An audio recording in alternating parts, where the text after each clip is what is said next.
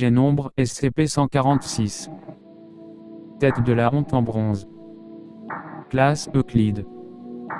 Procédure de confinement spéciale. Les procédures de confinement ont été revues lorsqu'il est devenu évident que les précédentes procédures augmentaient les effets de SCP-146 dans des proportions dangereuses. Une benne de stockage sécurisée standard, d'un demi-0.5 m3, la benne doit cependant rester disponible afin de permettre aux chercheurs d'effectuer des tests impliquant SCP-146 à haute puissance. Tout membre du personnel désirant enfermer ou couvrir SCP-146 pour une période de plus de 2 jours doit disposer d'une autorisation de niveau 3. En dehors des tests, SCP-146 doit être posé sur un piédestal en marbre dans sa pièce de confinement située. Données supprimées. La pièce dans laquelle SCP-146 est habituellement entreposé doit mesurer au moins 20 m², avoir des murs stuqués et un plafond peint pour ressembler au ciel d'une journée dégagée. La pièce doit rester bien éclairée, l'équivalent d'une belle journée en permanence, équipée d'un assortiment de plantes en pot qui doivent être entretenues quotidiennement et décorées dans le style de la République romaine tardive 120-80 av. JC, des expériences menées dans différents styles d'intérieur ont montré que SCP-146 semble préférer celui-ci et que ses préférences esthétiques concordent avec celles de l'aristocratie romaine de cette époque. Bien que ce confinement soit celui en vigueur actuellement, tout chercheur de niveau 2 ou plus peut conduire des expériences avec des conditions de confinement différentes afin de modifier les effets de SCP-146. Bien que SCP-146 soit immobile et ne requiert donc intrinsèquement que peu de sécurité, les membres du personnel entrant dans la zone de confinement ou manipulant l'objet ne doivent pas croiser son regard. Toute tentative visant à couvrir SCP-146 afin d'éviter son regard est interdite, cet acte augmentant les effets de SCP-146 de manière imprévisible. En général, après un jour couvert ou enfermé, SCP-146 sautera la phase initiale de ses effets et commencera par les souvenirs les plus traumatisants. Après 3 jours, SCP-146 est avéré capable de produire ses effets sans avoir besoin d'être d'abord regardé dans les yeux. Après 7 jours, les effets de SCP-146 sont plus puissants et s'étendent au-delà du champ de vision de l'objet. Des chercheurs présents dans une pièce voisine ont été affectés et l'un d'entre eux a été donné censuré de manière permanente.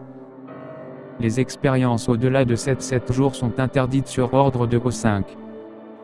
Description: SCP-146 est une tête de bronze creuse qui faisait apparemment partie d'un buste ou d'une statue complète et qui représente une jeune femme couronnée ou peut-être un jeune homme efféminé. La tête présente d'importantes quantités de vert de gris sur une grande partie de sa surface.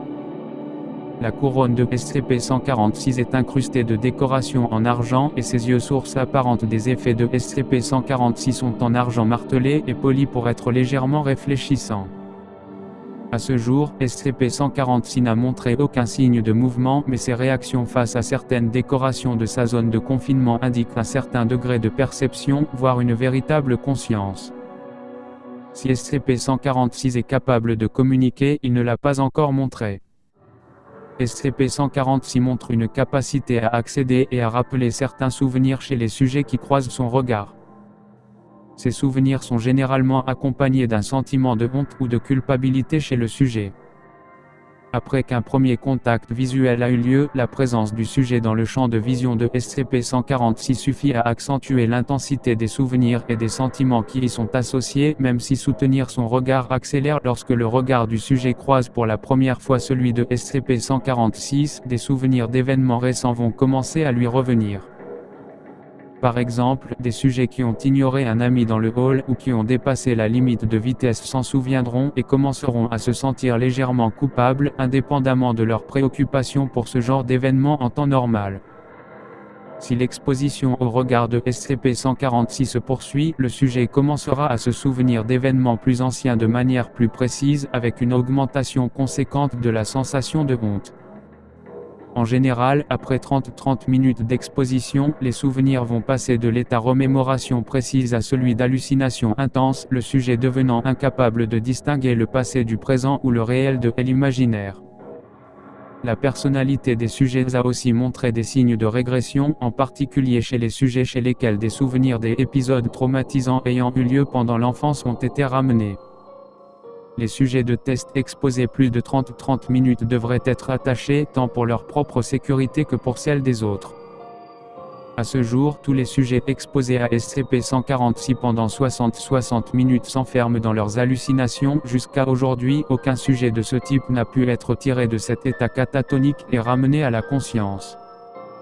De tels sujets doivent être nourris par intraveineuse et ne répondent à aucun stimulus extérieur autrement que par des murmures occasionnels cohérents avec leur régression. Il a également été noté que lorsque les sujets se rappellent d'un événement honteux, ils vont souvent se sentir obligés de se racheter pour les actes concernés. Ce n'est généralement pas un problème dans le cas d'offenses mineures et a dans certains cas permis de renforcer l'unité entre membres du personnel. Cependant, des problèmes apparaissent lorsque le sujet ne peut se racheter, que ce soit parce que la victime n'est pas joignable ou parce que la faute est irréparable. Parfois, le sujet redoublera d'efforts afin de contrebalancer sa culpabilité. Cependant, dans la plupart des cas, le sujet plonge dans une profonde dépression et ou a recours à des formes d'auto-punition comprenant l'automutilation et le suicide. Pour plus de détails, veuillez vous référer au rapport d'expérience attaché. SCP-146 a été récupéré chez Monsieur à Birmingham, en Angleterre. Monsieur a acquis SCP-146 au cours d'un vente de biens d'un philanthrope renommé et récemment décédé. Lors de l'objet a été acheté dans un lot comprenant de nombreux autres artefacts pour la somme de livres. Quand Monsieur a commencé à ressentir les effets de SCP-146, il a commencé à consulter un psychiatre, l'agent sous couverture UA3356G. Monsieur a été placé dans une institution et SCP-146 a été confié aux soins de la Fondation. Les notes de UA3356G concernant l'état mental de Monsieur sont disponibles pour étude pour les chercheurs de niveau 2 ou plus sous la référence document SCP-146A. Rapport d'expérience nombre 14601. Afin de calibrer une base pour les effets de SCP-146, une pièce d'interrogatoire standard de 4 mètres par 4 a été séparée en deux par un rideau opaque. SCP-146 a été placé dans une boîte de protection en plexiglas posée sur une table d'un côté du rideau. De l'autre côté du rideau, le sujet de test des 44323 était entravé de manière à regarder directement la position de SCP-146. Les chercheurs communiquaient de manière continue avec le sujet via un intercom tout au long du processus. Le rideau fut baissé, amenant le sujet à regarder SCP-146 directement dans les yeux. Le sujet a immédiatement exprimé son inconfort et a fermé les yeux. Son rythme cardiaque a augmenté de 15 bpm.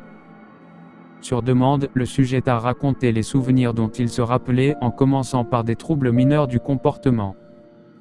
Le sujet relate ensuite plusieurs altercations avec d'autres prisonniers avant son embauche par la Fondation, incluant en particulier une description imagée de données supprimées. Les chercheurs ont noté qu'à mesure que le temps passait, le sujet devenait de plus en plus coopératif et que sa façon de s'exprimer se modifiait et rappelait celle d'une personne sous thérapie par hypnose. Après 15 minutes, le sujet a commencé à éprouver des troubles de l'élocution et son érig ressemblait à celui d'une personne qui ferait un rêve intense. Le sujet a commencé un demi-dialogue au cours duquel il tenta de briser ses liens. Après plusieurs minutes, le sujet cessa de se débattre et se mit à pleurer. Il commença, apparemment, à implorer quelqu'un dans son hallucination. « Stop et reprenez-le. Je ne le referai plus. Je suis désolé. Je ne veux pas. Plus. Stop s'il vous plaît. » Ce comportement a continué jusqu'à ce que le sujet cesse de s'exprimer et que son érig concorde avec celui d'une personne dans le coma, après 54 minutes d'exposition. Après une nouvelle heure, aucun effet supplémentaire n'a été observé. Le sujet a été retiré de la salle et euthanasié. L'autopsie de son cerveau a révélé des niveaux anormaux de et de moins que le Dr. Neurologue a décrit comme révélateur de données supprimées. Note, à cette époque, SCP-146 était conservé parmi d'autres artefacts achetés à la vente car l'effet n'était pas attribué à SCP-146 seul. Je suppose que ce confinement était assez proche du confinement favorable et qu'il a maintenu la puissance de SCP-146 à son niveau de base. Professeur Scully. Rapport d'expérience nombre 14604. La première expérience conduite après qu'il fut déterminé que SCP-146 n'était constitué que de la tête en bronze a eu lieu alors que SCP-146 avait été conservé dans une benne de stockage standard d'un demi 0,5 m3 dans laquelle il était resté durant 2 jours. Le sujet de test des 44 784 et SCP-146 ont été placés de part et d'autre d'une salle d'interrogatoire standard comme lors des précédentes expériences. Le sujet était entravé comme lors des précédentes expériences. Lorsque le rideau fut baissé, le sujet a rapporté un mal de tête immédiat et s'est mis à pleurer. Le rythme cardiaque du sujet est monté à 180 bpm avant de tomber rapidement à 40 bpm, suite à quoi le sujet a perdu connaissance. Le personnel médical est entré dans la pièce et a commencé à examiner le sujet qui a alors repris connaissance. Son rythme cardiaque est remonté à 175 bpm. Le sujet a violemment lutté contre ses entraves et a rapidement été en mesure de libérer son bras droit en l'endommageant fortement ainsi que sa main. L'auxiliaire médical D a été blessé lorsque le sujet l'a frappé pour récupérer son kit de premier secours. Le sujet a ensuite été en mesure d'attraper un petit scalpel et de le planter dans son cou avant que les gardes ne puissent reprendre le contrôle de la situation. Le personnel médical a administré les premiers secours mais le sujet est décédé durant les opérations chirurgicales d'urgence du fait de la perte de sang. Note, après plusieurs incidents similaires, il a été déterminé que les facultés de SCP-146 étaient affectées par les moyens employés pour son confinement. Toute personne souhaitant entreprendre des recherches doit tenir compte de cela car une exposition accidentelle, même brève, peut s'avérer dangereuse.